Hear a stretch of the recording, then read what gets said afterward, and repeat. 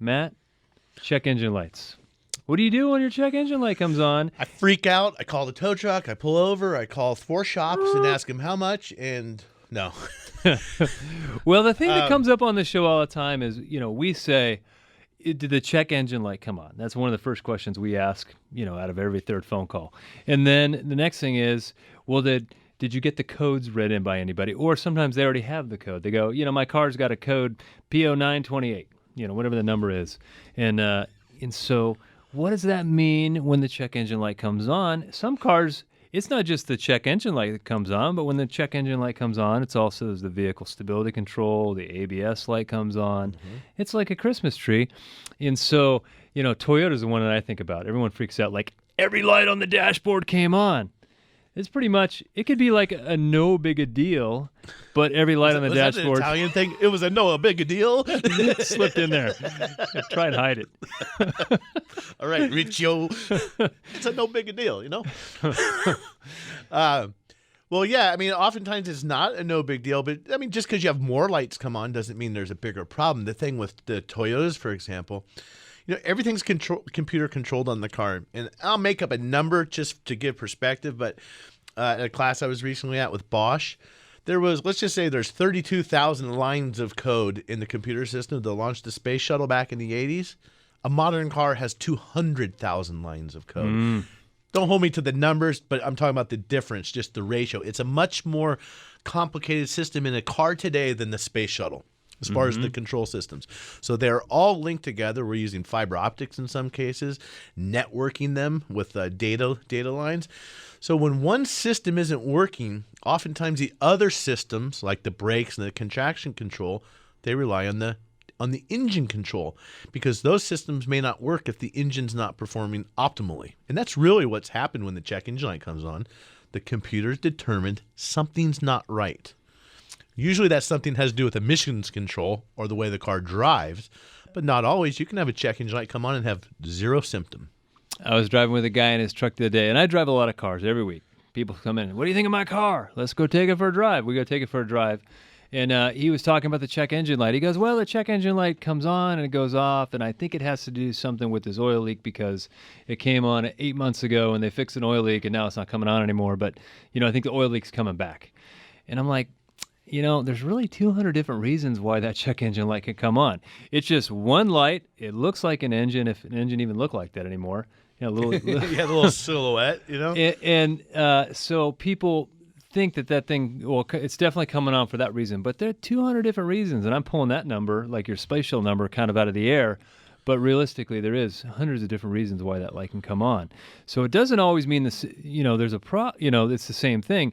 The light doesn't discriminate between, a problem with an oxygen sensor or a problem with a transmission. You can have a transmission problem and turn that light on, and an oxygen sensor is completely different. It's tied to the motor. Well, and the only thing the check engine light really discriminates on, and that is a misfire. When the car is misfiring, that means it's just the spark's not sparking, maybe, or the cylinder's not it's not burning all the fuel. So that raw fuel goes right through the exhaust, and that will ruin a catalytic converter. Back in the early 80s, late 70s, when catalytic converters first started coming out, I remember as a kid seeing them like these cars with this pulling over on the side of the road and the thing's glowing, all that fuel being pumped in there. So when the check engine light is flashing, you can really cause problems. That's the one you don't really need to get the car towed, but you need to not drive it very much and get it to the shop. That's the one thing. But you're right, Dave. It doesn't change color or doesn't flash twice and say, hey, you got 2 codes or there's another problem. So you've got to be careful. There's certain times it's perfectly fine to ignore the check engine light too. Well, I had a customer the other day. Well, maybe ignoring, but go ahead. Well, think about it, because a lot of the Acme Auto Parts say, come on in, we'll do a courtesy scan. You go in there, and I know you do them at your shop and we do them at our shop. We'll go out in the parking lot and scan and give you a code. And the code is not necessarily a diagnostic. It's kind of an indicator about what system there's an issue with it. Mm-hmm. So, I have cars come in and it'll say, the code will tell me this piece is bad. Great. I start checking it out. Guess what? That piece is not bad, but the computer's bad. So it's an indicator, and it kind of helps us point in the right direction, which area we're in. but it is not the answer to everything. And in the older the newer the car, to me, the more accurate a code is. Yes. Older cars, it was like real gray. Well, yeah, and there was programming issues to change when the light would come on. But hey, we had a Chevy truck the other day. We're rebuilding the engine in it. It was sitting there misfiring. The car, you could visibly see it misfiring. It's making noise like crazy. But we have the computer hooked up, and we're looking at tons of data in the background, not your little code reader, but real data. That thing is not picking up any misfires at all. The engine's running horrible. So not always when you have a problem either is the check engine light going to come on. That's the one thing is like I'll call somebody up and say, hey, your car's misfiring. Well, there's no codes. Yeah, right. That's what we call a no-code diagnosis.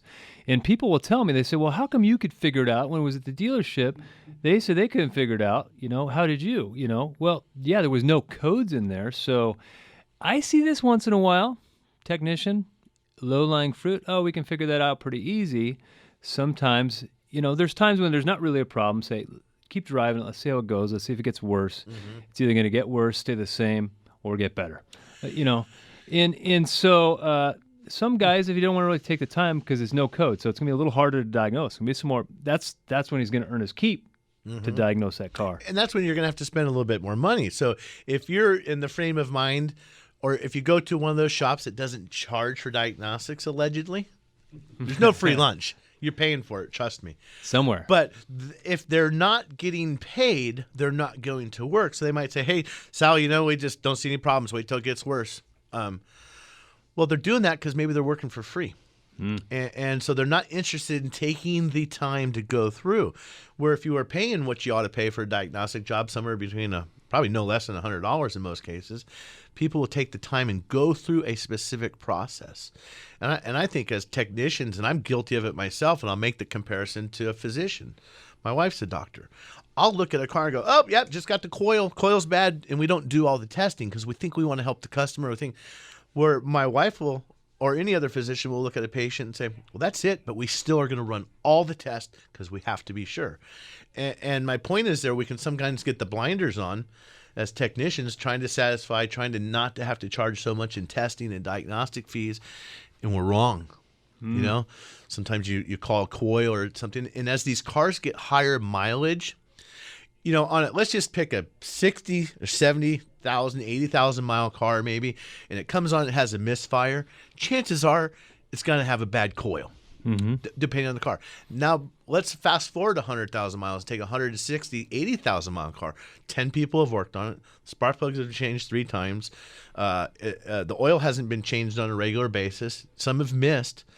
Well, you might think that's an easy diagnostic job. You go in there, oh, yeah, a misfire. Those are easy. It's got to be a plug or a coil or, right. Maybe.